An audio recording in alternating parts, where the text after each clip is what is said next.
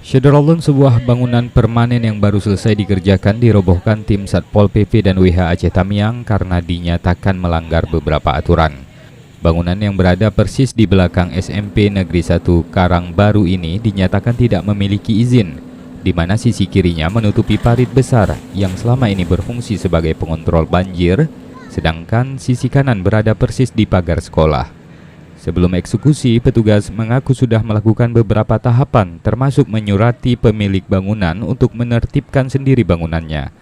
Sementara itu, pemilik bangunan mengaku pasrah dengan kebijakan pemerintah daerah.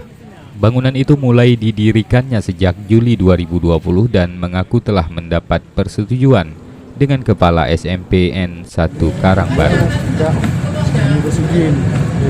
Hari ini kita sudah menyurati saudara masih tetap setuju kepada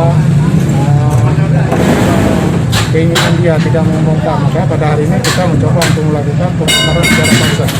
Sebelumnya apa ada laporan dari Kuala Simpang, Rahmat Wiguna, Serambi On TV.